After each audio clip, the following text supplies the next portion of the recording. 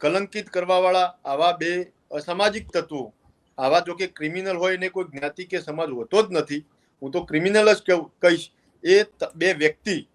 કારણ કે માલજીભાઈ એટલે તો પદ્મશ્રીથી સન્માનિત, રાષ્ટ્રપતિના વરદ હસ્તે ભારત સરકારે જેમનું સન્માન કર્યું હોય એવા માલજીભાઈ માટે અને જીલિયા ગામ માટે તો ક્ષત્રિય સમાજ પણ માન ધરાવે છે. અને ક્ષત્રિય સમાજનો રબારી માલધારી સમાજ સાથે વર્ષોથી સદીઓથી અનોખો અને આત્મીયતાનો નાતો રહ્યો છે. પણ એ જ ગામના બે ક્રિમિનલ, બે ગુનેગારો, જેમને બિનકાયદેસર રીતે પોતાનું ફાર્મ હાઉસ બનાવ્યું છે.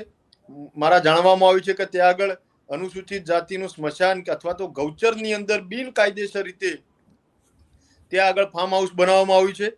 હવે એવા વ્યક્તિના ગુજરાતભરમાં દરેક જિલ્લાના દરેક પોલીસ સ્ટેશનોમાં અઢળક ગુનાઓ જેના નામથી દાખલ છે, ગંભીર કલમો, ફાયરિંગ થી માંડી અને 307 થી માંડી અને ગુચ્ચી કેટ જેવી કલમો, અનેક ગુનાહિત ઇતિહાસ ધરાવતો આ વ્યક્તિ, એના ફાર્મ હાઉસ પર બુલડોઝર ચલાવો, દાદાનું બુલડોઝર ત્યાં પણ ચાલે, અને એવા વ્યક્તિનું રિકન્સ્ટ્રક્શનના નામે એવા ખૂંખાર ગુંડાનું પણ રિકન્સ્ટ્રક્શનના નામે વરઘોડું નીકળવું જોઈએ, એવી અમારી સ્પષ્ટ માંગ છે.